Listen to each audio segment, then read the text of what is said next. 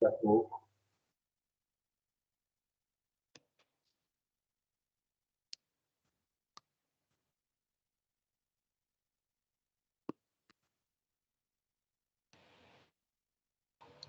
Beleza.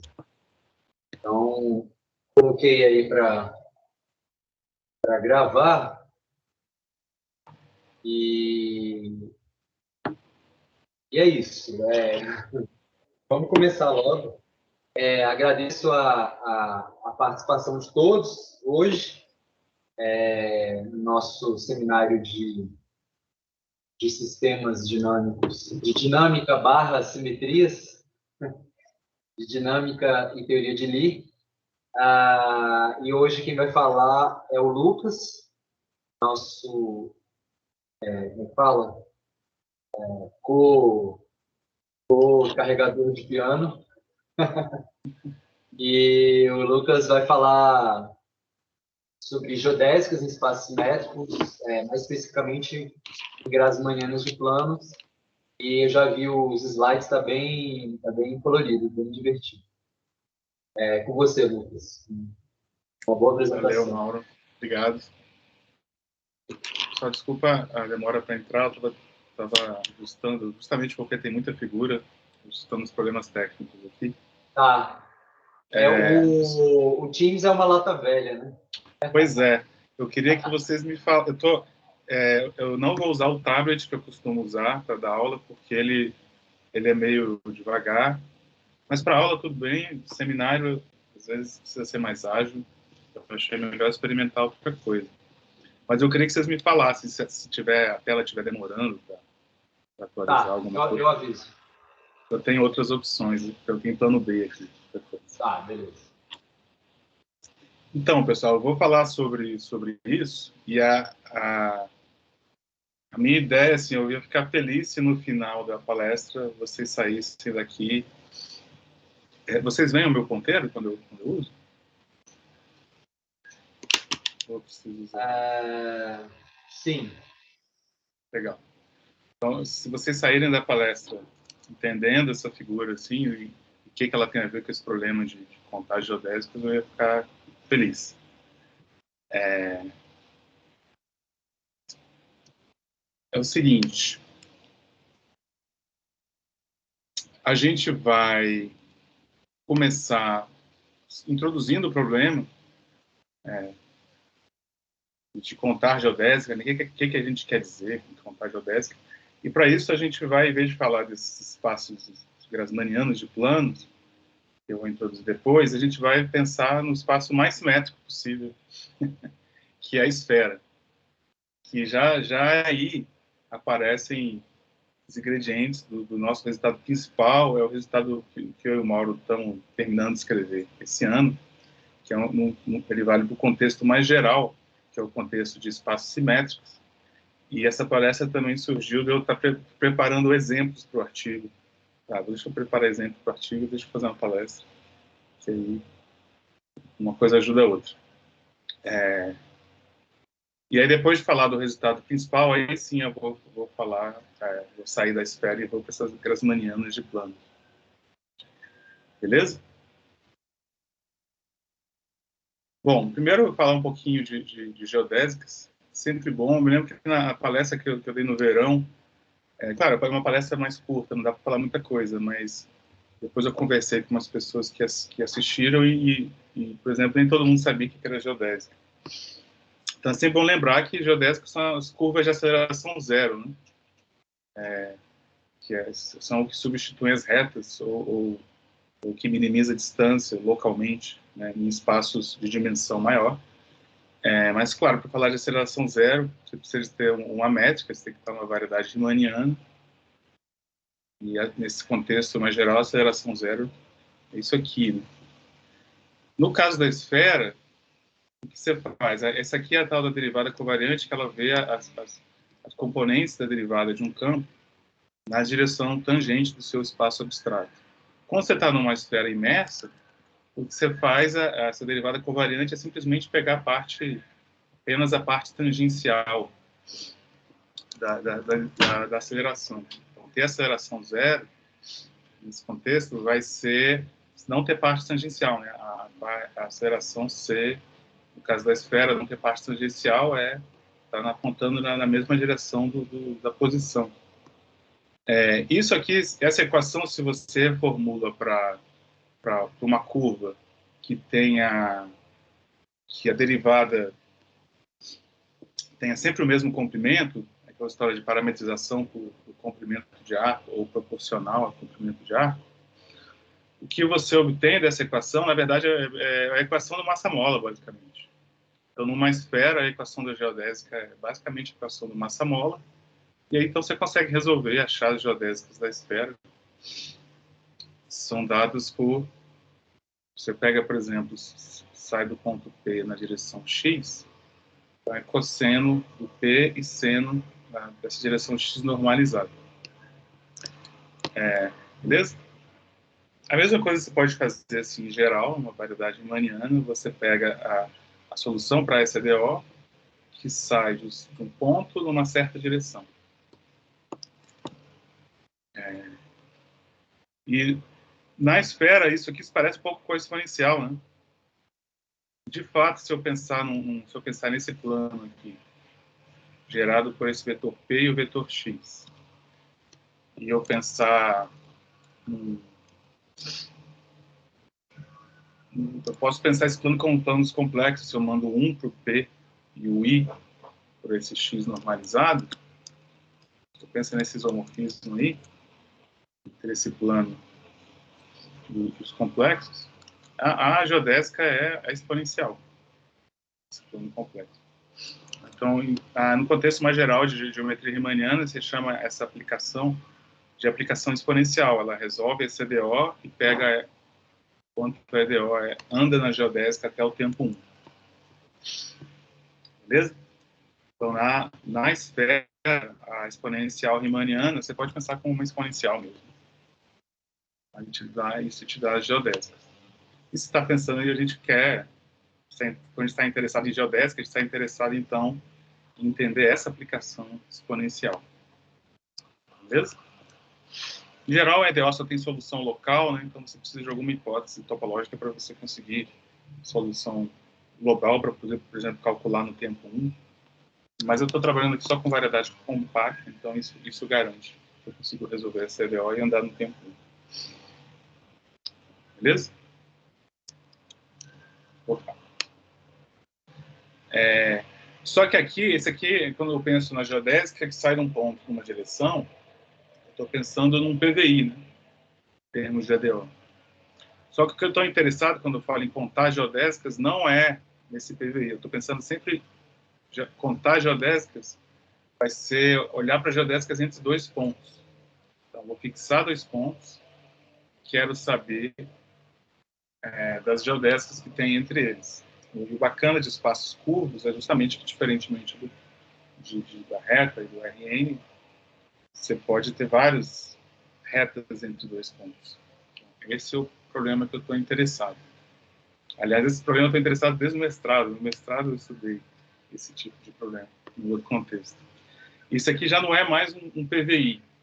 Isso aqui é o que a gente chama de problema de valor de fronteira, né? E uma maneira que eu posso pensar em resolver ele, que é o que eu vou fazer aqui, é pensar o seguinte, o P e o Q estão fixos. Então, na verdade, o que eu vou procurar, eu deixo o P fixo e procurar as direções que eu saio a partir do P e chego no ponto onde eu quero chegar, no Q. Então, na verdade, eu vou resolver isso aqui para as direções. Tá? Fixo P, fixo Q e tento achar as direções que eu vou de um para o outro, através de uma geodésica. Você pode pensar que eu estou olhando, então, para a imagem inversa da aplicação exponencial. Vai me dar as direções que saem de P para Q. Beleza? Então, eu estou resolvendo um problema de valor de fronteira. Então, na esfera, é assim, se eu escolho o Polo Norte e o Q eu escolho o Polo Sul, um antípoda, vai ter um monte de direções, né? Toda essa esfera aqui, por exemplo, de raio π, eu saio daqui e chego aqui. Todas essas direções. Tem um monte de geodésicas ligando esses dois pontos. Na verdade, é um contínuo de geodésicas, né? Ligando esses dois pontos. E eu quero que vocês comecem a pensar nessas direções das geodésicas. Quando eu estiver pensando em geodésicas entre dois pontos, eu estou pensando em direções aqui. Beleza? Então, esse círculo aqui está contido nessa imagem dessa. Mas o que eu quero, quando eu falo contar as geodésicas, eu quero conhecer todo esse conjunto. Quero escrever ele de um jeito bacana. É claro que isso pode ser um problema difícil de resolver, né? Porque assim, o problema de valor de fronteira pode ser um problema difícil. E aí, às vezes, eu não posso ser tão ambicioso e querer saber tudo sobre soluções. Mas é aí que as simetrias entram em jogo, porque o fato de isso aqui ser um círculo é porque a esfera é bem simétrica. Né? Então, na verdade, essa situação se generaliza se você se der conta que simetrias do seu espaço vão produzir geodésicas entre dois pontos. O que eu quero dizer com isso? Pega o grupo de isometrias, na verdade, pega a componente conexa do grupo de isometrias, que para mim é suficiente. Como é a isometria, preserva a distância, se eu pego uma geodésica e aplico alguma isometria, isso vai levar em outra geodésica. Né? Só que, a princípio, pode mover tanto P e o Q. Para não mover esses pontos, primeiro pega o subgrupo que fixa o P, que a gente chama de isotropia. Né? Então, esse cara ele vai pegar a geodésica que sai de P e vai mandar para a geodésica que sai de P. Em particular, esse cara age no espaço tangente. Simplesmente você pode pegar no vetor tangente em P e mexer ele com a sua isometria. Você vai ter outro vetor tangente. Eu poderia notar assim, tá? Para simplificar. K aplicado no vetor tangente é usar a derivada da isometria. Mas pode mexer deixa o P parado, mas pode mover o Q, né? Então, eu vou lá, pego mais um subgrupo desses aqui, que também deixa o Q parado. Beleza? Então, agora eu tenho um cara agindo no meu espaço, nas minhas direções. E quando age lá embaixo, na variedade, ele fixa os dois pontos. Então, como fixa os dois pontos, na verdade, esse cara, se eu pegar uma direção que é uma geodésica que liga P e Q, e eu ajo com uma isometria que está aqui, isso vai me dar outra geodésica que fixa P e Q. Então, só isso você já percebe que esse cara aqui, ele é uma união dessas órbitas desse cara. Esse grupo de isometrias que fixa P e Q. Tá? Essas órbitas, elas vão aparecer bastante, a gente chama elas de órbitas focais. No caso da esfera, é justamente isso que estava acontecendo. O grupo de isometrias da esfera é o O3. Se eu pego a componente conexa, são as que preservam a orientação, né? SO3. A isotropia desse ponto pega, por exemplo, o eixo Z, 001. Quais são os caras daqui que deixam parado o 001? Se eu tenho uma matriz ortogonal, se deixa parado o 001, a gente sabe que tem que deixar parado o ortogonal também. Só vai rodar aqui nesse ortogonal e deixar parado o 001. Ou seja, a entropia é isso aqui. Girar aqui no plano XY. E isso age no meu plano tangente, justamente girando. Beleza? E é assim que aqueles círculos eu posso pensar que eu obtenho assim. Eu pego uma direção que liga P aqui, giro, obtenho várias outras. Aí eu posso dar mais uma volta. Posso andar π, depois mais 2π. Chegar aqui. E aí pega esse cara de novo, gira, tem todas as geodésicas, várias geodésicas que ligam P aqui. Beleza? E não é difícil ver que todas as geodésicas que ligam P aqui na esfera são dessa forma. São órbitas desse cara. E aí, essas órbitas todas, você não precisa olhar para as órbitas todas. Você pode pegar uma direção só, que eu estou chamando aqui de T, que é isso que produz esse círculo aqui embaixo, e essas órbitas todas interceptam essa direção. Então, na verdade, eu posso usar essa direção para parametrizar essas órbitas. Que é o que está acontecendo aqui, ó. Então, ano em π. Depois, eu posso de 2 em 2π refazendo a mesma coisa. Então, esse aqui é o reticulado que anda de 2 em 2π. Aqui. E cada ponto desses, eu pego essa órbita por esse cara. E aí eu obtenho essa descrição bacana da imagem inversa da exponencial. Hã? Tem alguém com o microfone ligado aí. Essa descrição, quando eu falo de uma descrição bacana, é uma descrição desse tipo. Escrever como união, mais do que escrever com união de órbitas focais, eu escrevi como união assim, ó. Eu peguei com esse conjunto menor aqui para parametrizar essa união. E eu vou andando em cima desse reticulado. Esse reticulado é o que eu obtenho se você olha aqui nessa direção. Quando é que você repete? Você sai do P, volta para o P, volta para o P de 2 em 2π, né? Esse exemplo aqui tem uma particularidade que se eu fixo o P, na hora que eu vou para esse cara aqui,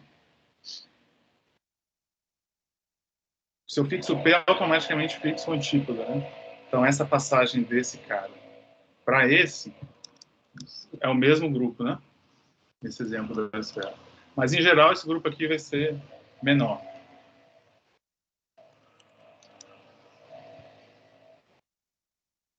Tá claro, pessoal, esse exemplo? Então, escrever, quando eu falo contagens geodésicas, é nesse sentido. Quero descrever essa imagem inversa da exponencial como a união dessas órbitas e parametrizar a união dessas órbitas, que nem eu estou fazendo aqui. Eu estou usando duas coisas para parametrizar.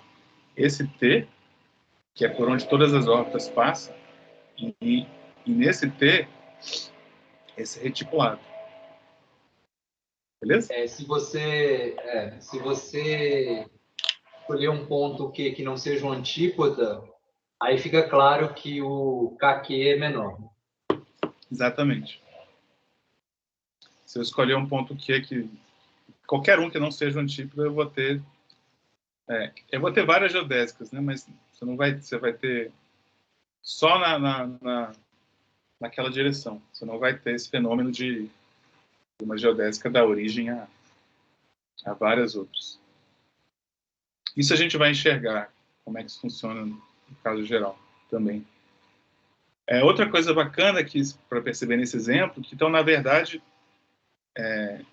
eu poderia entender essa imagem inversa olhando só nesse T aqui, né? Só nessa reta que dá origem a esse círculo. Porque as informações estão aqui. Beleza? A única informação que a gente não está enxergando aqui ainda, que tem a ver com isso que o Mauro falou agora, é quais pontos que dão origem a toda uma órbita de geodésicas e quais não. Isso tem a ver com a questão dos pontos conjugados. O que é o ponto conjugado? Tem algumas maneiras assim, equivalentes de definir ponto conjugado. Acho que a mais direta é pensar que os pontos conjugados é onde a sua aplicação exponencial deixa de ser a diferencial deixa de ser um isomorfismo, onde ela é singular. diferencial. Bom, no caso da esfera, que a gente viu, calculou, né, exponencial riemanniano, que é isso aqui, não é difícil ver, para derivar isso aqui, para não ser singular, o x tem que aparecer, né? Então, tem que ser um ponto x, lá do seu espaço tangente, onde o seno não seja zero. Então, aí você vê que a diferencial do exponencial é singular justamente quando esse seno é zero. E o seno é zero quando você pega vetores que tem norma múltiplo de π. Então, outra informação que a gente vai marcar naquele t é esses múltiplos de π. Aqui, em diante. Beleza? Quando você pega uma direção que cai aqui, você consegue produzir, além daquela geodésica que liga os dois pontos, várias outras, agindo com aquele KP. Beleza? A gente vai ver mais adiante como é que é isso no resultado geral.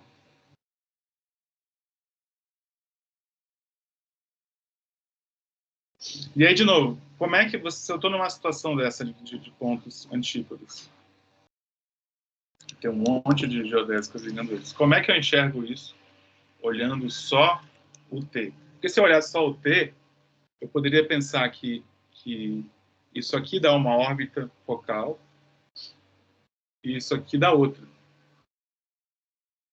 Mas, na verdade, se eu olhar no espaço tangente todo, eles estão na mesma órbita focal. Então, quando eu falo em contar, eu quero saber esse tipo de informação dessas órbitas focais que aparecem aqui. Quais são os caras que estão na mesma órbita focal? Isso não é difícil de fazer. O que você tem que fazer é ver como é que aquele grupo KQ age nesse T.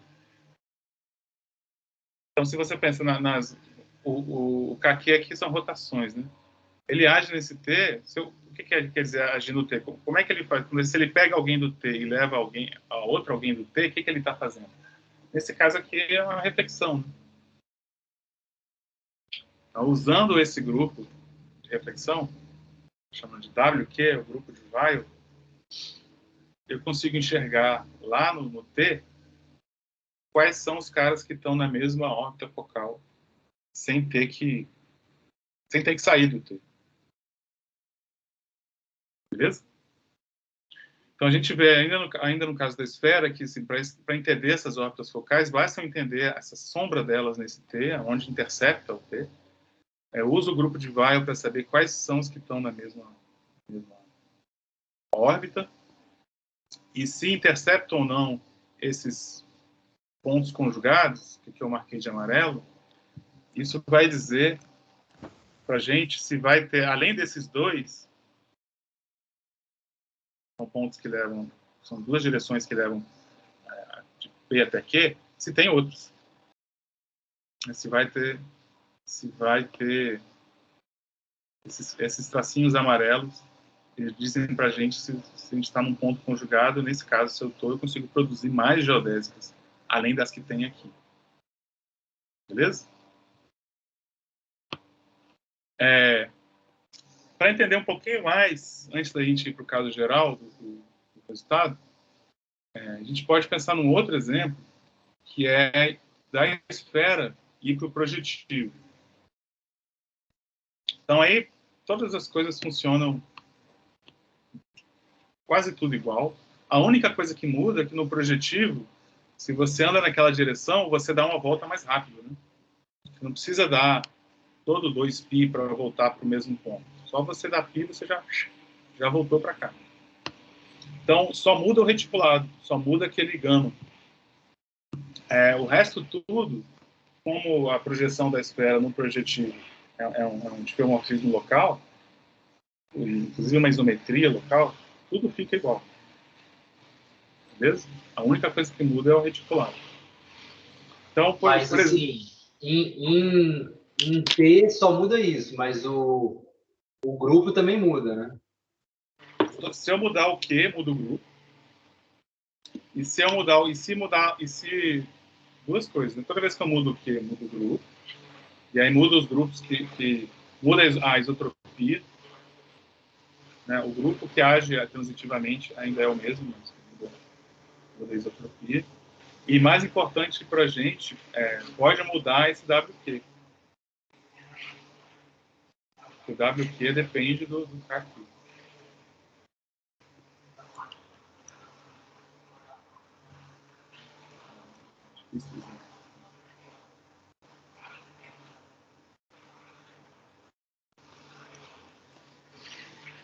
Beleza? Então vamos pegar um outro exemplo. Vamos pegar um que não caia lá no Polo Norte, Polo Sul. Pega um aqui no meio do caminho. Se eu pegar um cara no meio do caminho, qual vai ser a imagem inversa da exponencial dele? Quem vai estar lá? Bom, você tem essa direção que vai para lá. Você pode andar no reticulado de novo, né? Que agora é menor. Você pode pegar essa direção, andar aqui. Você vai ter outro cara que vai dar uma volta, vai cair nele de novo. E para o outro lado também. Beleza? Só que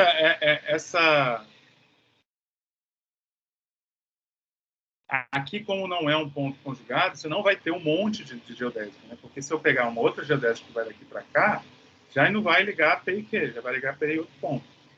A única que vai ligar P e Q é essa que vai para trás aqui. Então aqui a órbita focal desse cara é só esse cara. Então essas órbitas focais elas podem ser desconexas. Isso, de novo, você enxerga naquele grupo de Weyl. Você vê como é que o QK age aqui. Na verdade, ele age aqui só por reflexão. E não faz mais nada. Não gira. Você pode ter multiplicidade de geodésicas, tanto com um contínuo de geodésicas ou com coisas discretas. Beleza?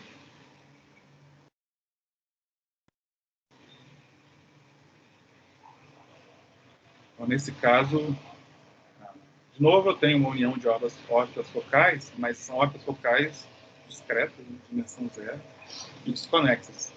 E tem pontos que estão na mesma órbita focal, mais ou menos e relação do grupo de Weyl. Porque a ideia é tentar enxergar tudo em T. E aqui tudo acaba acontecendo em T, você não sai de T. Em outros casos, não. Você pode sair de T, mas mesmo assim você quer ler essa informação lá. E você lê por esses pontos conjugados que a gente chama de diagrama dos pontos conjugados. Acho que agora já está em condições de anunciar o nosso resultado principal de contagens geodésicas em espaços simétricos. A gente já viu alguns dos ingredientes, né? Tirando o que é um espaço simétrico, que eu vou falar já, mas fora isso, já viu alguns ingredientes. Vamos pensar só que eu tenho um espaço homogêneo, com uma isotropia.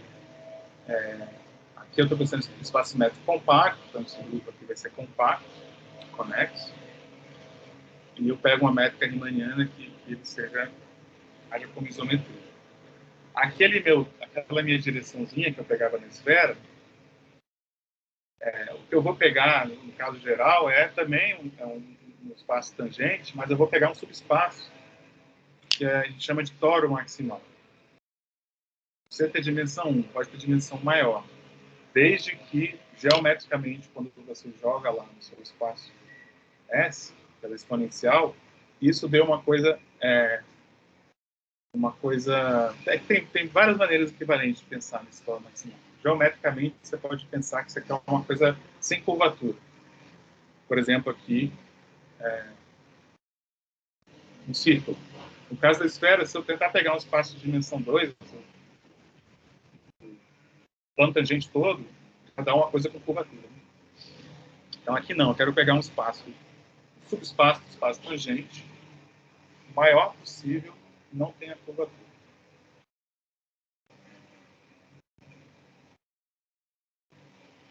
as direções que eu estou saindo para pegar minhas geodésicas, de P até Q, eu sempre posso supor que a minha direção está nesse tórax maximal, porque tem como mostrar que qualquer direção no espaço tangente você consegue jogar nesse tórax maximal. E aí, quais são os ingredientes que vão aparecer no resultado no caso geral? Consegue jogar por isometria, né? Isso, pelo K, usando o K. Aquela mesma ação que a gente viu, né? O K ele tem que sofrer, então ele age no espaço tangente. Você consegue usar o K.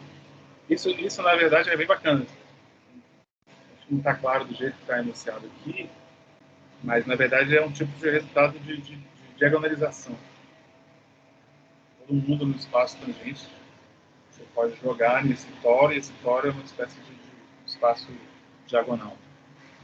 Você pode usar o K para fazer uma mudança de base e jogar nesse cara aqui. E aí, quais são os ingredientes que vão aparecer? Primeiro vai aparecer aqueles pontos conjugados, um diagrama dos pontos conjugados, que vai ter a ver, para os iniciados aí já, tem a ver com as raízes desse espaço simétrico, que a gente vai ver mais adiante. Vai aparecer um grupo de Weyl que a gente não comentou ainda, porque ele não foi importante, mas um grupo de Weyl que é só relativo a essas informações, a esse diagrama de pontos conjugados.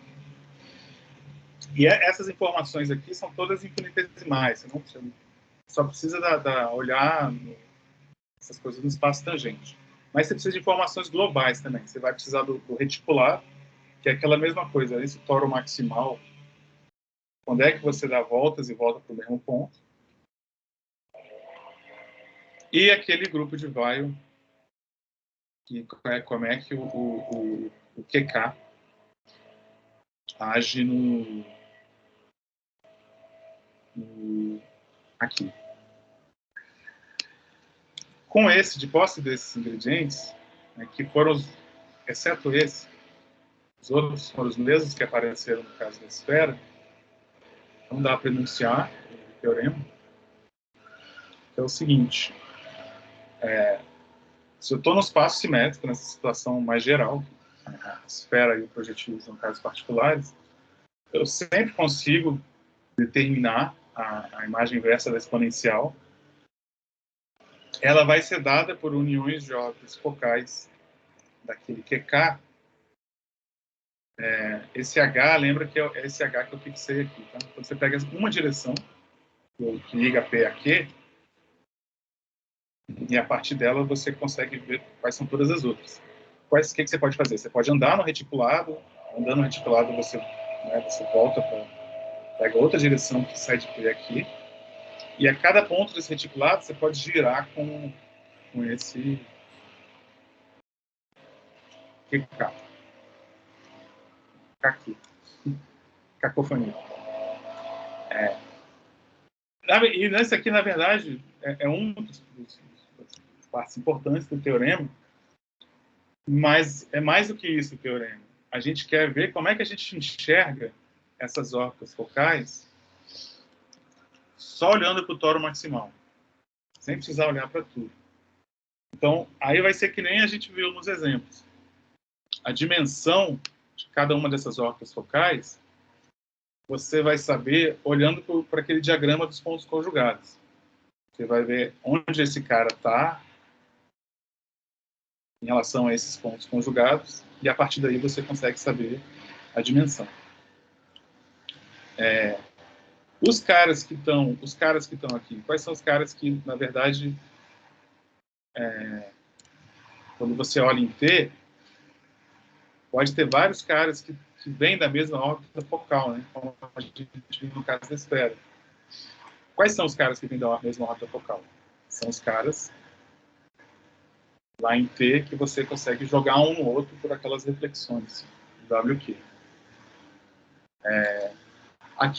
Esse grupo W0Q, ele é um grupo que você consegue definir ele só a partir do diagrama, certas reflexões relativas a onde o H está no diagrama, E ele vai te dizer uma coisa bacana e uma coisa que dificulta um pouco é justamente que essas órbitas focais elas podem ser desconexas, né? Só que esse grupo de vai te dizer a respeito dessas componentes conexas. Beleza? E além disso, uma informação que a gente não vai usar aqui, mas uma informação bacana que, na verdade, cada componente conexa dessas órbitas focais corresponde à classe de homotopia de geodésicas. Esse resultado aqui já tinha sido provado por mim, pelo San Martín, lá em 2017, só no caso de grupos compactos, que foi onde a gente começou. E grupos compactos, eles são um caso importante de espaço simétrico. É legal também falar que, assim como no caso da esfera, apareceu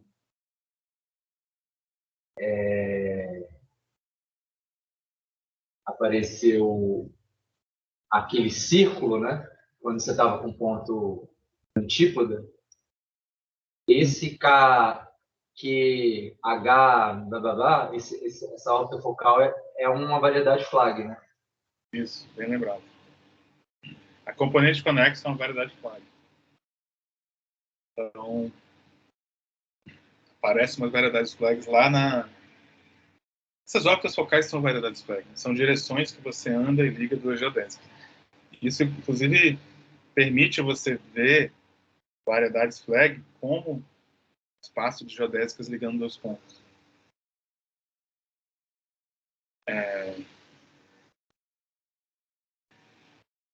E aí, de grupos compactos para espaços simétricos, pode achar que é um pulo, né? Bom, pelo menos para mim não era, né? Eu tive que aprender espaço simétrico nesse meio período. Eu moro também estudando isso aí. E tem os argumentos para espaços simétricos são mais envolvidos do que para grupos. Não é a adaptação que a princípio pode parecer imediata, não é tão imediata. E o bacana é que pega bastante mais casos. Né? Uma coisa que eu ficava indignado assim, desse resultado para grupos compactos, eu dei lá os exemplos lá no começo do artigo, era S3, né? É o S2, que é uma esfera de dimensão 3. E era um exemplo bem parecido com isso aqui. Aliás, isso que a gente fez para S2, na verdade, é muito parecido para qualquer esfera. E eu ficava muito indignado. Né? Pô, como é que pode valer só para S2? Só para S3, no caso do artigo de grupos compactos. Tem que valer mais. É um resultado parecido. Tá? E é esse aí, o resultado. Beleza? Essa coisa que dificulta também na prova desse resultado, o fato que é uma coisa que a gente já está acostumado, quem mexe com variedade flag, né? que a isotropia pode ser desconexa. E aí esse QK pode ser mais desconexo ainda. E aí o bacana é que vem o grupo de Weil aí domar essa desconexidade. Enfim, agora falta falar aqui que são espaços simétricos. Então, vou começar com a esfera. Vamos primeiro ver como é que a esfera e o projetivo são espaços simétricos, para a gente entender outros casos. A definição de espaço simétrico é o negócio. Outra dificuldade que eu tive, aliás, que eu tenho até hoje, para estudar espaços simétricos, é que tem muitas definições equivalentes. Talvez por ser tão simétrico, porque simetria é isso, né? Você olha de várias maneiras e é a mesma coisa. Eu vou dar aqui duas. Né? Uma é a riemanniana, a geométrica, que um espaço é simétrico, se em cada ponto você tem uma isometria que inverte que é uma reflexão no seu espaço tangente. Inverte o sentido das geodésicas. É fácil ver que a esfera tem essa propriedade. Né? Só você pensa que o P como sendo, sei lá, agora pensa que é o eixo X. E aí faz a reflexão, pega e reflete no resto do... Deixa ele parado e reflete o resto. Então, isso aqui é uma isometria. Se você olha lá no espaço tangente, ele faz justamente isso aqui com o espaço tangente. Então, percebe que não é só o P que fica fixo. Ela fixa o P e inverte essas direções, né? Mas percebe que não é só o P que fica fixo. O antípoda também fica, né? Então, na verdade, em geral, você pede que você tenha uma isometria que tem um ponto fixo isolado e inverte as direções. Reflete as direções do espaço tangente. Beleza?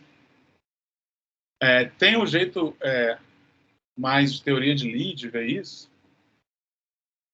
que é o seguinte: você usa o grupo de isometrias, que no caso aqui, o componente conexo do grupo de isometrias é o SO3, pega aquela isotropia, e para ser espaço simétrico, você tem que ter uma involução do seu grupo de isometrias que contém a sua isotropia com um subgrupo grande, um subgrupo aberto.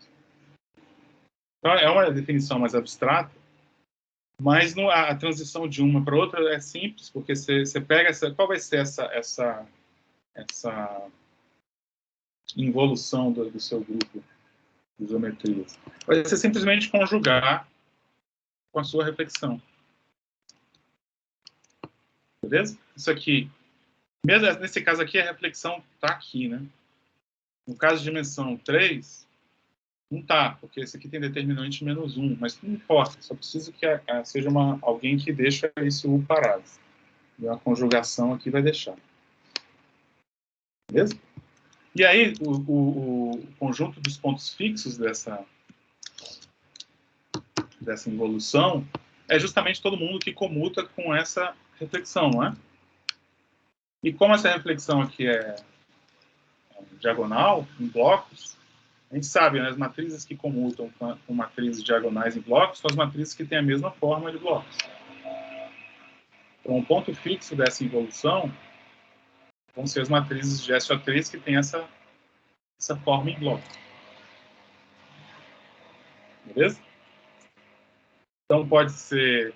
Mas não precisa ser 1 aqui, só precisa ter a mesma forma em bloco. Pode ser 1 SO2 e também pode ser -1 vezes o SO2 aqui. Ou seja, o conjunto dos pontos fixos dessa involução ele é desconexo. Só que a minha isotropia só precisa estar aí como um subgrupo aberto. São desses pedaços. É o que acontece aqui. Beleza? Essa hipótese de ser... Pode parecer bem abstrata, né? A isotropia ser um subgrupo aberto dos pontos fixos, na verdade, está ligada com essa questão aqui. Você querer que o P seja um ponto fixo isolado desse cara. Então, são equivalentes essas duas coisas. Então, essa hipótese topológica vem por causa disso aqui. Beleza? Qual a vantagem de usar uma descrição de teoria de Lie? A vantagem é que você tem muito mais flexibilidade. Inclusive, você tem flexibilidade de escolher o seu grupo. Eu estou trabalhando aqui com SO3, mas para preparar essa palestra tem várias contas iniciais que eu fiz com recobrimento do SO3, que é os quaternions de norma 1. As contas são mais fáceis de fazer. Então, eu poderia fazer tudo com esse cara aqui. Essa é a primeira flexibilidade. Eu posso ter flexibilidade na hora de escolher o grupo que age transitivamente. E mesmo fixado um grupo, a ideia é pensar assim, né? O SO3 age transitivamente na esfera, fixa um ponto, fixa aqui agora o eixo X, olha para a isotropia, aí você sabe que você consegue escrever o SO2 usando o grupo a menos da isotropia, né? A isotropia te dá essa redundância que você tem, como você descreve a esfera usando a isometria. E aí, quando você corta essa redundância, você obtém a esfera. E essa redundância é grande, né? Só que é bacana ter essa redundância, porque com isso você consegue descrever um monte de coisa que você só usando geometria riemanniana pura e simples, não é tão simples.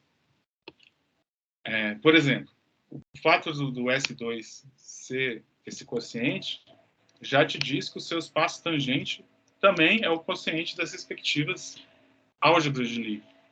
A álgebra de Lie do SO3 são as matrizes antissimétricas,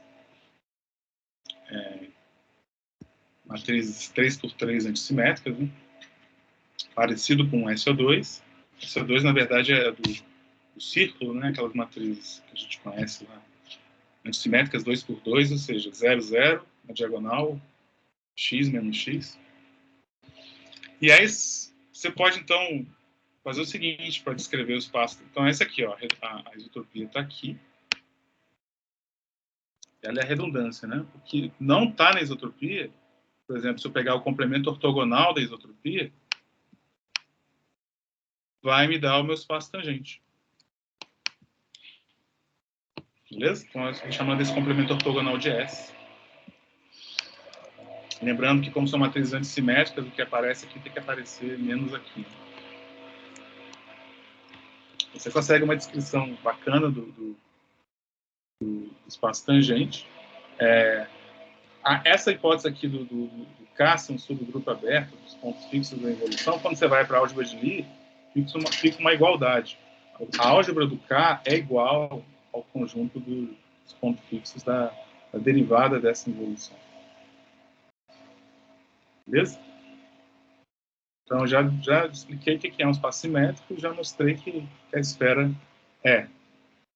Beleza? É ter essas reflexões que correspondem a ter essas isotropias especiais que são grandes dentro de um conjunto de pontos fixos de uma involução. E bacana é que você tem essa redundância. Só uma... Eu não sei se você vai falar disso em seguida, mas a vantagem também de olhar do ponto de vista de teoria de grupos, teoria de Lie, é que você pode ver várias geometrias conectadas, né? Então, por exemplo, a esfera com projetivo significa, ao invés de pegar só o SO2, pegar o SO2 com menos ID SO2, né? Então, você botar... E isso é legal, porque você junta coisas que, aparentemente... No caso do projetivo e da esfera, todo mundo sabe geometricamente que estão ligados, mas tem algumas coisas que, às vezes, não parecem tão ligadas e acabam estando ligadas. Vou falar isso mais adiante. O que muda no projetivo simplesmente você pega isso tudo como isotropia. Porque você tem que fixar o E1 e o menos E1. Então, você tem vários espaços simétricos relacionados um ao outro. Mas ainda ficando na esfera, uma coisa que é legal também de ver na esfera, que na verdade, claro, eu estou ilustrando aqui na esfera fenômenos que são mais gerais. Mas na esfera dá para ver, a gente consegue ver isso tipo, agora. Você consegue efetivamente fazer geometria com matrizes. Ó, o seu S, vou pensar os espaços tangentes aqui, né? Quem vai ser o T? Vai ser pegar, por exemplo, só a direção X. Então, aqui onde eu não ponho nada, entenda aqui que tem 0, tá? Aí, como é que é exponencial? De matrizes mesmo, desse cara. É senos e cossenos, né? Nesse bloco aqui. Agora, se eu agir essa exponencial no ponto P, que é o ponto 1,00, vai me dar justamente combinações de cosseno na direção do P e seno na direção desse X aqui, que é justamente o que a gente viu que era a exponencial riemanniana da esfera, né? Na direção x0 aqui no caso, porque aqui é 0, né? Então isso aqui já mostra que, nesse caso, da esfera, e esse é um fenômeno que vale para espaços simétricos em geral, a exponencial riemanniana é dada pela exponencial do grupo, que é um negócio sensacional, né? Em geral, a exponencial riemanniana é difícil de você botar a mão nela, mas para esses espaços, tá disponível lá no seu grupo. Você tem uma exponencial riemanniana relativamente explícita. E é aquele negócio que o Mauro falou, né? Eu posso olhar o projetivo também é um espaço simétrico. Eu só mudo esse cara, eu pego a mesma involução dada pela mesma reflexão, só que a isotropia vai ser um pouco maior. O que muda de um para outro é aquele reticulado, né? Enquanto isso aqui, para você repetir, você vê aqui, né? Você consegue ver aqui, ó, reticulado. Enquanto nesse, você, para voltar para o mesmo ponto, você tem que andar 2π. Aqui, como você está falando de direções, para andar para o mesmo ponto, basta você voltar para o π. Beleza? E aquele diagrama de pontos conjugados, como é que você vê ele com matrizes? Bom, eu não vou entrar em detalhes aqui porque a gente não tem tempo. Mas o diagrama de pontos conjugados tem a ver com o colchete, com o comutador dessas matrizes, do T, dentro do seu U todo. São as chamadas raízes restritas. Para quem já está iniciado em álgebra de Lie, é você pegar as raízes do U e restringir ao T. Então, toda aquela informação geométrica de pontos conjugados, etc., está tudo codificado na álgebra. Então, é uma redundância que joga muito a nosso favor.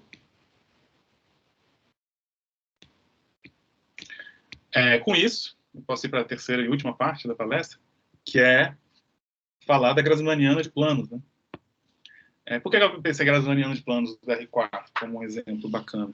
Porque Grassmanniana de planos de R3 não tem graça, né?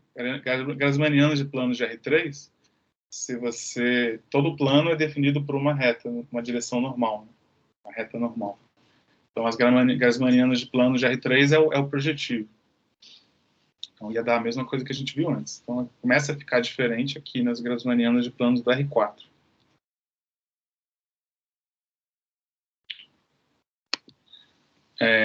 Então, como é que... Vamos ver, vamos seguir aquela ideia de tentar olhar como espaço homogêneo e ver ver que é um espaço simétrico.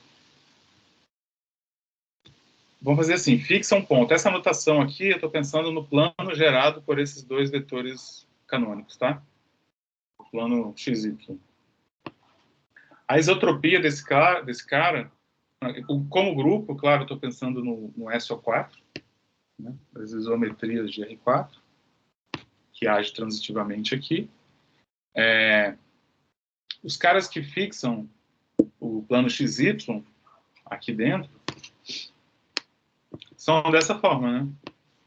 K. Fixa XY, como é uma matriz ortogonal, tem que fixar o ortogonal também. Fixar no sentido de deixar invariante, tá? Então, assim, ou seja, tem um O2 aqui, tem um O2 aqui, só que tem que ter determinante 1, então tem um S aqui, só para garantir que vai ter determinante 1. Beleza? Com isso, a gente já consegue enxergar como é que é o plano tangente dessa variedade e a dimensão dela. Porque você raciocina daquele jeito, né? Pega a álgebra de Lie desse K, que é nessa forma aqui, dos bloquinhos azul, pega um complemento ortogonal. Isso vai dar o plano tangente. Estou chamando de plano, mas né, no sentido amplo. Então, o espaço tangente vai dar isso aqui, beleza? Só que é uma matriz antissimétrica, então aqui tem uma matriz... aqui tudo é 4x4, né? Então aqui é 2x2, aqui é... Tudo é antissimétrico, né? Então aqui tem que ser uma matriz 2x2, aqui menos a transposta dela. Então a dimensão, já vê que esse cara tem dimensão 4. São os 4 parâmetros dessa matriz aqui. Como é que eu vejo que isso aqui é um espaço simétrico? É simples. A gente usa uma reflexão parecida com que a gente usou lá na esfera. Simplesmente pega SR aqui. Beleza? Dá para ver que esse cara fixa o P, que dá para ver também que ele induz a reflexão aqui no plano tangente, que vai levar A e menos A. Você faz a conta e vê. E você percebe que, como a sua isotropia tem essa forma em blocos, ela está contida nos pontos fixos dessa involução aqui. ela comuta com essa R, então... Na verdade, nesse caso, mais do que está contido, ela é igual. Pronto, é um espaço simétrico. Então, está jogando a nosso favor essa flexibilidade aí de olhar com grupos. Tem jeitos mais geométricos de ver isso? Tem. Tem como você botar o Grassmanniano dentro de um espaço euclidiano e tem uma reflexão lá que induz uma reflexão, que é essa reflexão que a gente está considerando aqui. Mas não vou fazer isso. Eu vou seguir porque eu quero contar geodésicas agora nesse cara. Para que esse cara já é espaço simétrico, posso aplicar aqueles resultados lá. Para isso, eu tenho que identificar algumas coisas aqui. Primeiro, quem vai ser o meu T. Aí que começa a ficar legal. Quem vai ser o meu T aqui dentro? Então, o T vai ser uma subálgebra. Como é que eu chamei? Nem estou lembrando. São nomes equivalentes. Toro maximal, né? Então, aquela condição dele ser um toro sem curvatura, também se codifica na álgebra. Na verdade, é um toro que os cochetes são todos zeros. É abeliano. E aí um desses caras é esse aqui. Você pega a diagonal, mas diagonal nesses blocos. E aí, como é antissimétrico, você tem que repetir aqui, né? E aí eu consigo ver, para calcular aqui para entender um pouco a situação e calcular o reticulado, essas coisas, eu posso exponenciar esse cara, né? E aí, ó, esse cara gera um seno e cosseno aqui, aqui, deixa eu ver. Aqui. Esse cara aqui gera um seno e cosseno aqui, que é o que está aqui, e o amarelo nos outros blocos, né? Então, esse aqui vai ser legal para a gente fazer nossos desenhos. Como é que a gente descobre o tal do diagrama lá dos pontos conjugados? Enfim, não vai dar para fazer essas contas todas aqui, mas eu vou passar um pouco a ideia. A ideia é, em vez de trabalhar com esse T, é mais fácil trabalhar com esse T, você consegue, de certa maneira, mudar suas contas, usar um isomorfismo aí para trabalhar com essas aqui, onde esse bloco vai para a parte de cima e esse para a parte de baixo. E essas matrizes diagonais, a gente na teoria de direito está muito acostumado a trabalhar com elas, né? As raízes que vão aparecer aí, os autovalores dos colchetes, a gente sabe que são essas diferenças, né?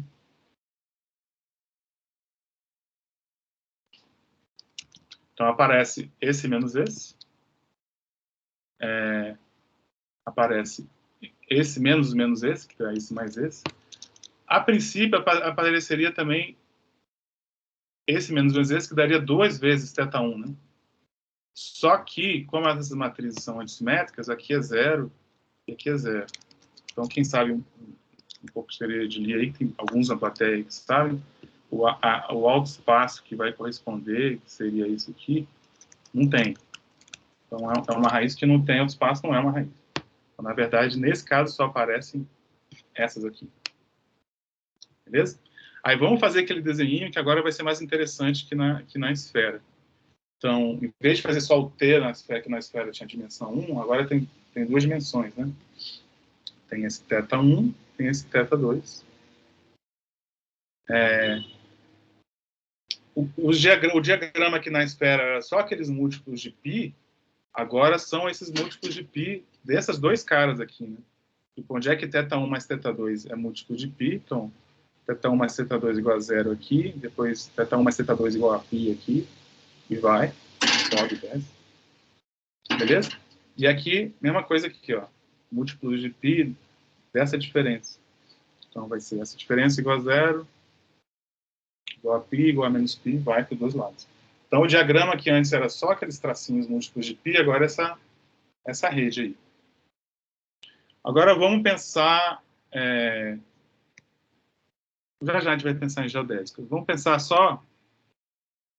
Por exemplo, esse cara aqui, a origem, se eu exponencio, cai no ponto base, que é o E1, E2, né? Se eu vou andando no θ1, o que acontece? Andar no θ1 a exponencial corresponde a ir girando do E1 para o E3, concorda? Então, se eu, aqui no meio do caminho, ó, aqui está pequeno para ler, eu vou dar um zoom.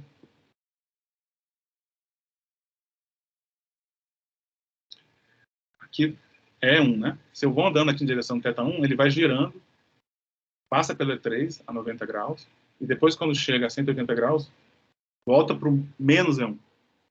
Volta porque, olhando o plano gerado, né, volta para o mesmo cara. Então, esses aqui são pontos que estão no reticulados, quando você volta para o mesmo cara. Beleza? θ2 é a mesma coisa, só que com E2, né? O E2 vai girando, vai no E4, depois vai no... Depois você anda π, vai no menos E2, voltou, outro ponto no reticulado. Pode andar no diagonal aqui também, mesma coisa. Se eu andar aqui, eu posso andar aqui, porque se T é abeliano, tanto faz o caminho que você toma, a exponencial vai para o mesmo lugar. Aqui separa no menos E1 e menos E2. No meio do caminho, você está no E3, E4. Volta para o mesmo ponto. Beleza? Então aí está claro então, que o reticulado são múltiplos de π, agora não de z, como na esfera, mas múltiplos de π desse z cartesiano z. Beleza? Tentando tirar o zoom. Deu certo. O meu grupo de Weyl geral são as simetrias desses planos aqui que passam pela origem. Esses que estão destacados, que são mais em negrito. Tá claro, pessoal, o que essa figura representa? Ao invés de ser negrito, é amarelito. Isso aí. O negrito está ao fundo. Isso aqui, para quem conhece também um pouco de teoria de linha, é o diagrama de posto 2, D2. Talvez eu, pelo menos, não estava muito acostumado antes de mexer com grupo compacto, de considerar além das raízes igual a zero, essas translações. Mas isso é natural você considerar quando você está mexendo com grupos compactos ou com espaços simétricos compactos, justamente porque que são esses chamados diagramas? Diagrama de Stiefel. Não é o de Dint, é o diagrama de Stiefel, que codifica essa informação de quando você está voltando para o mesmo lugar. Agora vamos para as geodésias. Então, isso muito bacana, né, pessoal? Porque olha só, isso aqui é um espaço de dimensão 4. Difícil enxergar isso aí, mesmo se olhar só para o plano tangente. Mas a gente sabe já pela teoria geral que você não precisa olhar para tudo. Basta olhar para um fórum maximal e entender as coisas aqui. Isso aqui é um jeito de enxergar aquele espaço de dimensão 4. E aqui você consegue contar as geodésicas entre dois pontos. Pega, por exemplo,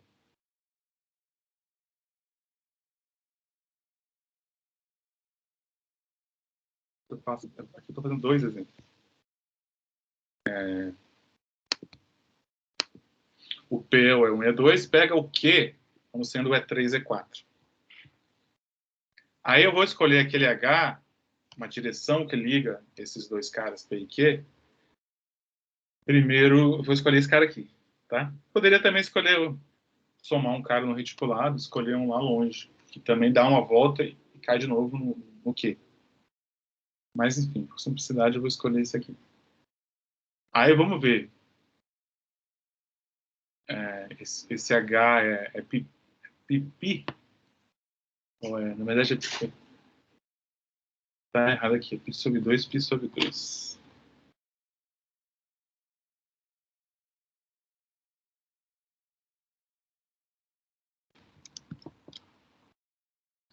Esse nosso desenho que ele quer.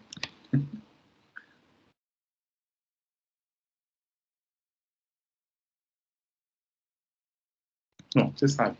Sobre 2, pi sobre 2. Beleza. Vamos ver como é que eu vejo as órbitas, quais são as geodésicas ligando P e Q. Eu faço assim, ó. Primeiro eu pego esse H e uso esse reticulado, essas bolinhas, para transladar ele para todo canto.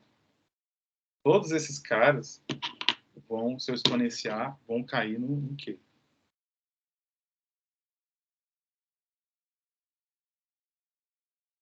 Que é o que aparece lá no resultado geral. Essa é a parte fácil. Esses são os caras do meu tório maximal, que eu exponencio e caem em Q. Só que por cada um deles, cada um deles pode dar origem a outras geodésicas que ligam P e Q de maneira diferente. Por exemplo, esse cara, como é que eu vejo?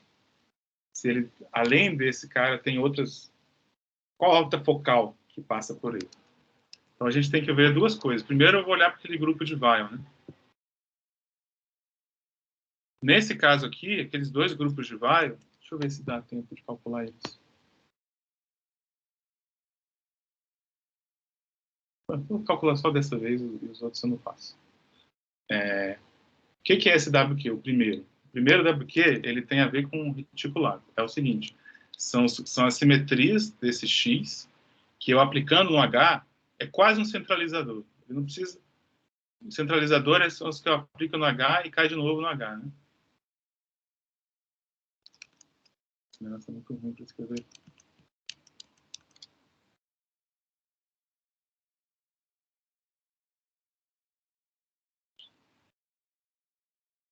É quase isso. São os caras que eu aplico no H, cai de novo no H,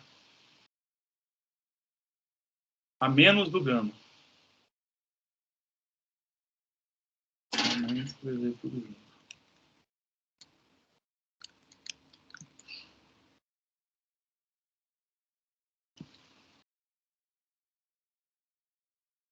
Beleza? É um centralizador módulo reticulado. E você consegue calcular olhando aqui, por exemplo, quais são as simetrias desse X aqui. Você pode... São as simetrias desse quadrado aqui, né? Então, você pode... Ó, essa simetria aqui, se eu jogo esse cara para cá, ele não cai no H, né? Cai aqui. Só que eu consigo chegar daqui para cá andando no reticulado, né? Então, essa simetria está aqui dentro. Deixa eu ver a outra. A outra também, porque a outra simplesmente deixa esse cara parado.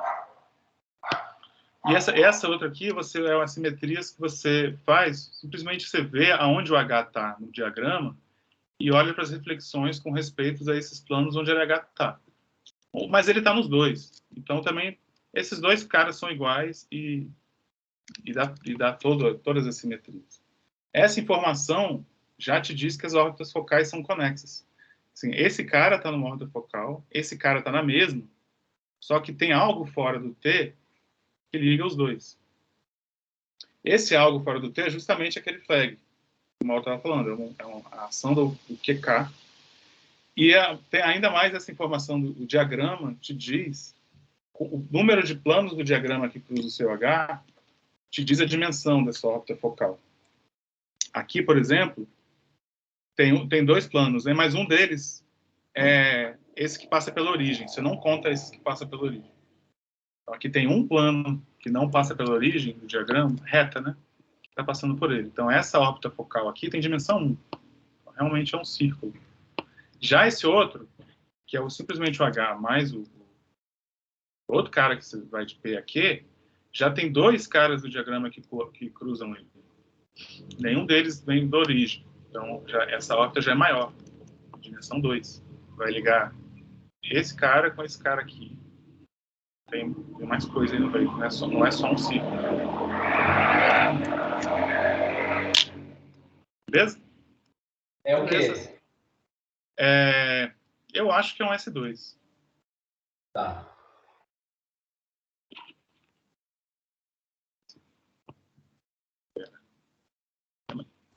Pode ser um S2 ou um projetivo, né? O CP1, né? Então, pode ser um projetivo também. Pode ser um projetivo. Aí, mudando para outro ponto, só para ver o que muda, vai ser parecido com aqueles exemplos que a gente viu na esfera, isso aqui. Pega um outro ponto aqui, ó, que simplesmente, em vez de andar na diagonal, anda só para cima. É 1, é 4. Beleza? Então, é 1, é 4. Perceba que eu estou escrevendo E1, E4 aqui, mas E1, E4 é para onde exponencia, tá? Só para indicar. Se eu exponencio esse cara, né? 0 π sobre 2 cai em E1, E4. Nesse caso, vamos tentar, o WQ eu acho que sai rápido também. Ó, vamos usar as simetrias aí do quadrado. Por exemplo, uma das simetrias joga esse cara aqui, né? E esse estão relacionados pelo reticulado. Então, essa simetria está aqui, a reflexão nessa linha. Já esse cara não está em nenhuma reta do diagrama, né? Então, o W0 dele não tem ninguém, só tem identidade. Isso já mostra que a órbita focal desse cara é desconexa. E como ele não está em nenhum ponto do diagrama, é de dimensão 0. Então, a órbita focal desse cara não tem ninguém que liga esse a esse. É simplesmente esses pedacinhos desconexos. Pode ter outros caras que ligam P e Q? Pode. Você vai andar pelo gama e vê. Só que se esse cara não está no diagrama, nenhuma das translações dele pelo sigma vai estar, pelo gama. Então, você vai ter um monte de coisas desconexas aí, ligando esses dois pontos. Bem diferente do outro exemplo. Beleza? O massa é que você consegue enxergar tudo aqui. Inclusive, você consegue saber que, quando você pensa em contar geodésica, você não quer contar com duplicidade. Então, na hora de contar, eu não vou contar esse e esse juntos. Quer dizer, não vou contar esse e esse separado. Esse eu vou contar. Então, estão na mesma órbita focal. Mas não, esses aqui estão em outro. Então, a gente consegue fazer tudo isso só olhando para o T. Beleza? Mas no caso do verde, você tinha falado que eles estão em componentes conexos diferentes. É a mesma órbita focal, mas componentes conexos diferentes, certo? Isso. Mas é a mesma, é isso aí. Quando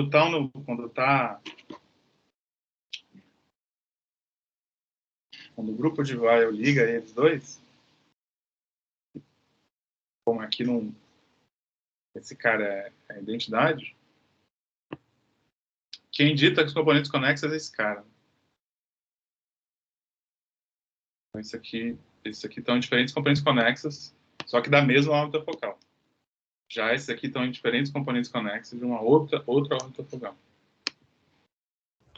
Lucas, como é que Fala. ficou a questão da dimensão da órbita focal? Eu não peguei. Você olha nesse caso, você olha o número de retas do diagrama que cruza. Só que você exclui as retas que passam pela origem.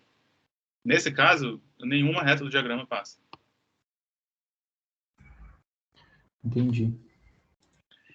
Isso aí, essa parte dessa dimensão e tal, não é uma coisa já conhecida, assim, formulada de outras maneiras.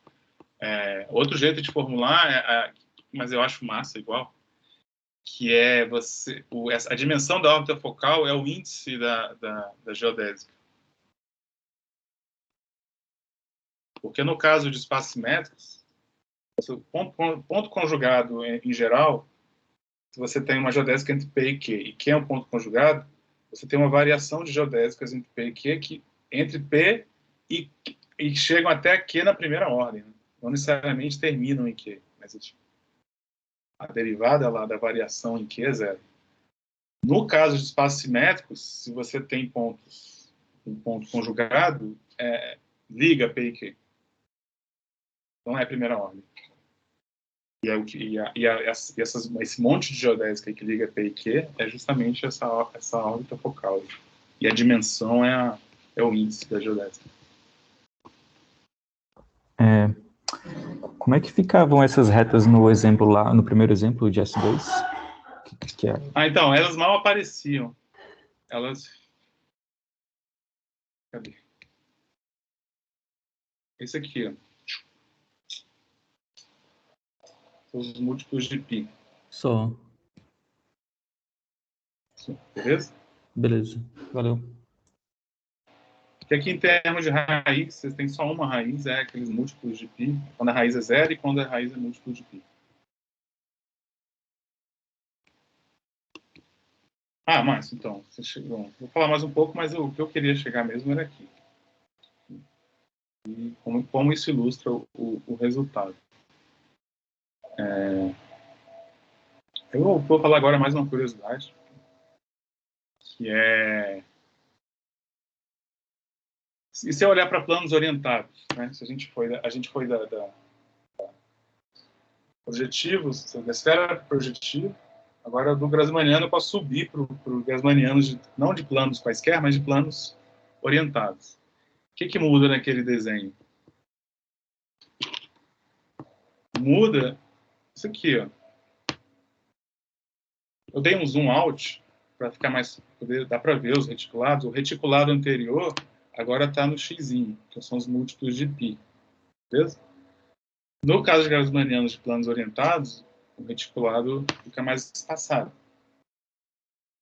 Porque você, para repetir, você tem que... Não adianta você vir do E1 para o menos E1.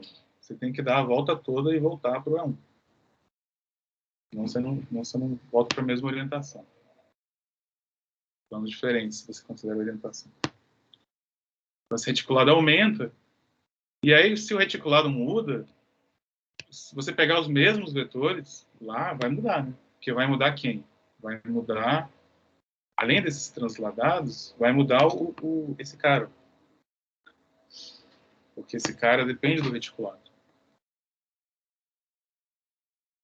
Beleza? Aí tem uma curiosidade que eu não sabia, que eu descobri preparando a palestra. É conhecido entre os geômetros, eu que não sabia. Que é o seguinte, eu pensei assim, esse cara, ele é o Grassmanniano de planos orientados, ele é simplesmente conexo. Isso é sabido e isso dá para ver usando a teoria dos espaços simétricos. Consegue ver isso aqui, enxergar isso aqui também. E aí tem uma peculiaridade que eu já tinha notado nesse exemplo anterior, talvez vocês já notaram, que essas raízes, como só tem essa raiz e essa raiz, elas são ortogonais. Então, na verdade, esse exemplo que eu estou fazendo é um exemplo desse sistema de raízes que se decompõe em dois, que não tem nenhuma duas raízes, só tem essas duas. E aí vocês têm resultados gerais que se o seu espaço simétrico, se ele é simplesmente conexo e suas raízes restritas são ortogonais, ele se decompõe em espaços simétricos menores. Aplicando isso para cá, isso estaria dizendo que essa Grassmanniana é um espaço simétrico desse cara, é um espaço simétrico desse cara. Mas o único espaço simétrico desse cara é aquele que a gente viu lá no começo. É o S2. Então, ele está dizendo que a Grassmanniana de planos orientados é difiomorfa a esse S2, cartesiano S2. E é mesmo. Eu não sabia. Depois eu fui atrás da internet ver, eu quero ver esse difiomorfismo. E achei uns errados lá na internet. Por sorte, eu consegui fazer um. Na verdade, se você perceber que o que a gente está pensando não é só 4 agindo nesse cara. Né?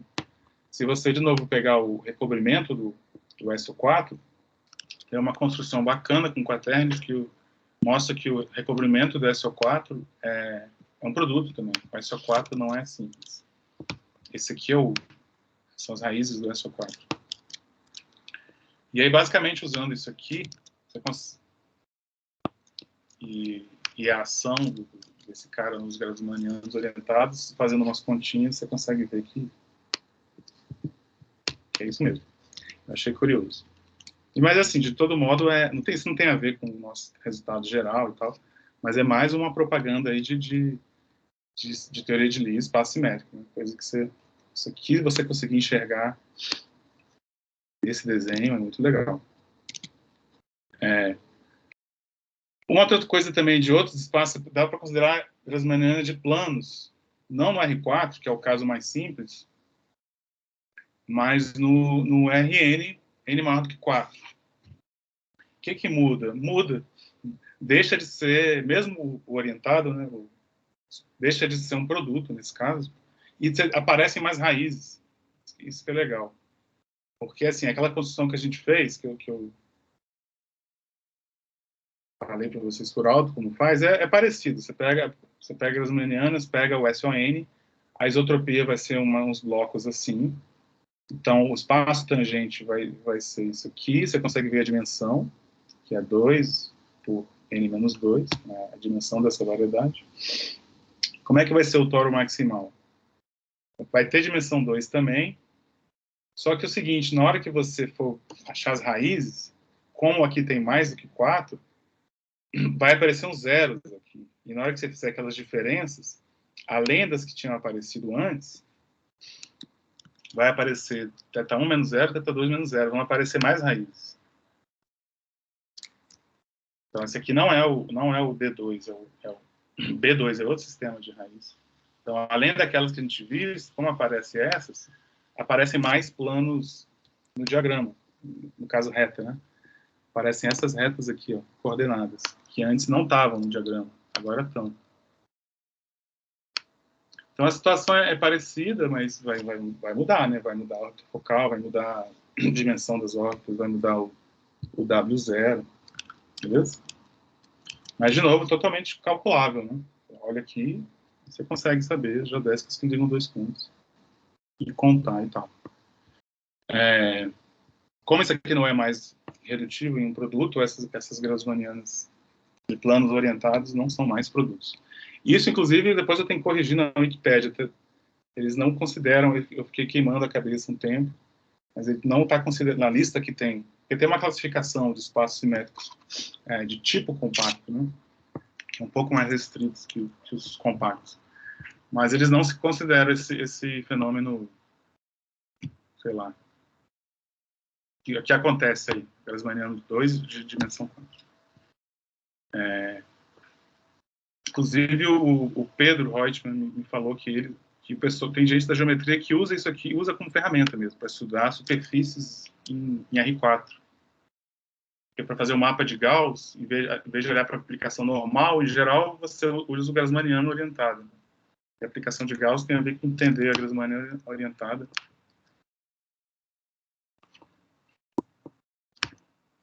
E é importante para eles usar o fato que essa Grassmanniana aqui é um produto.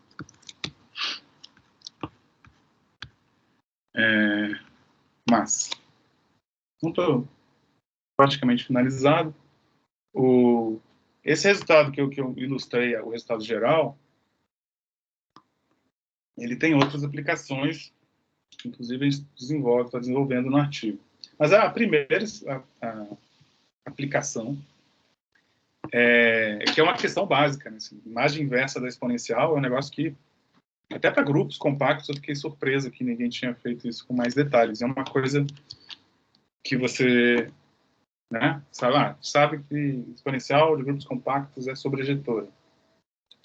Então vamos escrever a imagem inversa. Mesma coisa com os espaços simétricos. E esse jeito de contar essa imagem inversa da exponencial, ela esclarece muita coisa, deixa muito claro alguns resultados, né? E permitiu, por exemplo, tem um resultado dos anos 70, que é bem importante, que no caso de espaços simétricos, aquele cut-locus de geometria riemanniana, que é onde as geodésicas deixam de minimizar, escrever esse ponto, esse cut-locus é um conjunto importante, tem várias informações topológicas da variedade, mas, em geral, descrever esse conjunto é inviável. No caso de espaços simétricos, pode ser mais viável, e o Sakai mostrou que é. E com essa ferramenta, a gente consegue provar o resultado do Sakai de um jeito muito mais direto. A prova dele é mais enrolada. Tem os resultados do BOT também, que um artigo que eu vou mostrar nas referências aqui, que usando essas paradas aí, a gente conseguiu refinar os resultados, entender melhor algumas coisas e refinar. Inclusive, dentro desses resultados, ajudou a gente a entender o negócio que eu estou querendo entender há um tempo, que também parece que é folclore, mas Ninguém está escrito em lugar nenhum de dizer quais flags são espaços simétricos. E usando essas construções, deu para entender melhor essa questão. E assim, a gente acredita que esse resultado pode ter mais aplicações, né? Pelo fato de ser um resultado básico, um resultado simples, a demonstração é menos simples do que eu imaginava, mas assim, o resultado em si é bastante simples e natural. E tem aquela... Pode vir a ter mais aplicações, porque tem aquela filosofia básica do Morse, né? A topologia de uma variedade está muito ligada às geodésicas naquela variedade, né? Mais geralmente, os mínimos, né, de funcionais, eles dizem a respeito da topologia de onde esse funcional está definido. Então, como a gente conseguiu descrever bem essas geodésicas, bem capaz que isso tenha outras aplicações a serem exploradas ainda. E para o pessoal de Thierry, não tem o item 4 aqui, mas eu vou falar, começar a estudar espaço simétrico, que é um negócio que a gente, eu pelo menos, nunca tinha estudado muito, sempre caía um pouco nisso aí, eu evitava. Só que é um negócio que esclarece um monte de coisa, seja de geometria, seja de própria álgebra mesmo. Bom, essas aqui são as referências, né? Esse é o artigo que eu estou fazendo com o Mauro, que a gente está escrevendo. Esse é o artigo de grupos compactos, o artigo do Sakai, que eu falei, o artigo do Bott. E essa aqui algumas referências para estudar espaços simétricos. Como eu falei, espaços simétricos têm muitas perspectivas, né? Então, se você perguntar qual é a melhor, eu não sei ainda. Então, estou estudando. Beleza? Isso aí, pessoal. Obrigado pela atenção.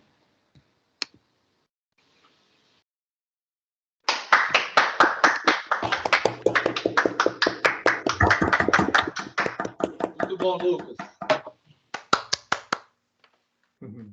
Excelente. Então, temos 2 minutos aí para quem quiser fazer alguma pergunta e comentários. Eu vou só falar que ficou muito bom, gostei. Acho que deu para capturar muito bem e explicar muito bem o artigo. Excelente.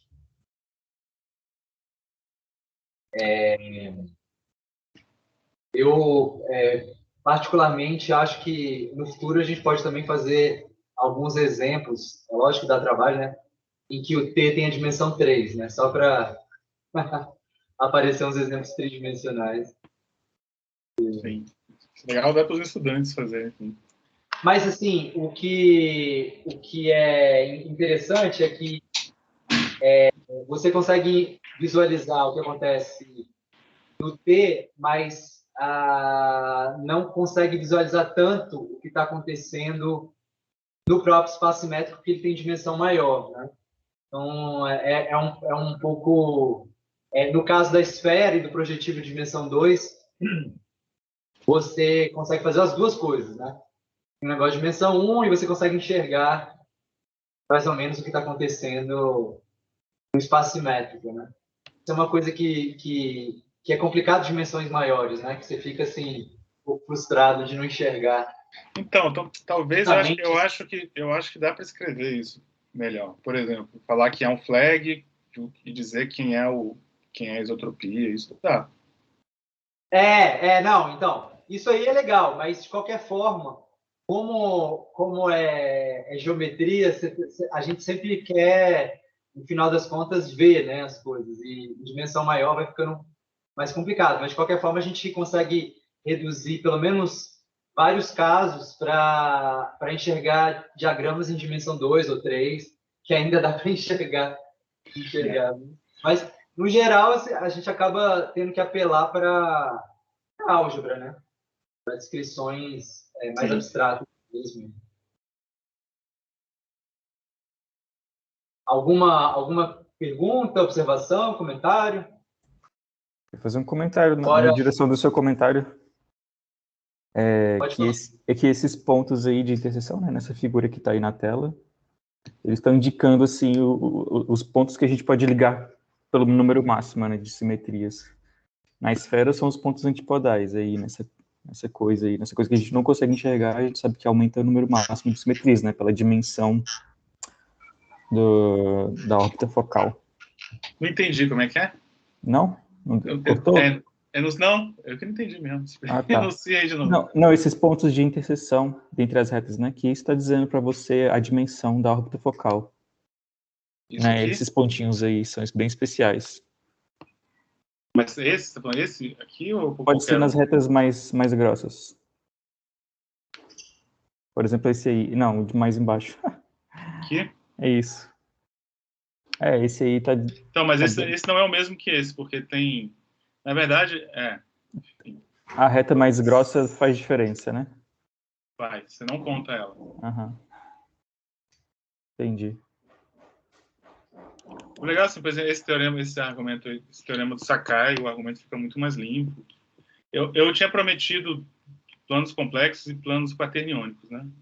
Claro que não deu tempo, não vou fazer. Mas mesmo fazendo, só para falar que mesmo com aqueles livros todos que eu mostrei, eu ainda não conheço uma referência legal. Assim, por exemplo, vou procurar, eu quero saber quais são os sistemas de raízes de posto 2, né? Que são esses que os diagramas dão plano, só que os não reduzidos, né? Que os que aparecem. Não achei, não tem uma lista com as figuras. É meio frustrante. Esse resultado aqui eu falei que tá errado na Wikipedia. É uma coisa que dá... Tem coisa que parece que dá para explicar melhor.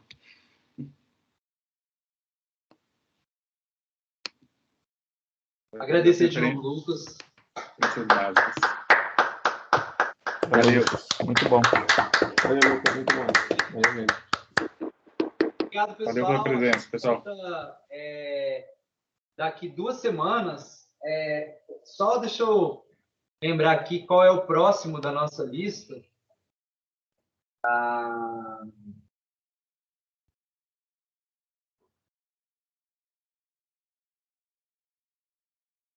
E aí, daqui 2 semanas, a gente vem com...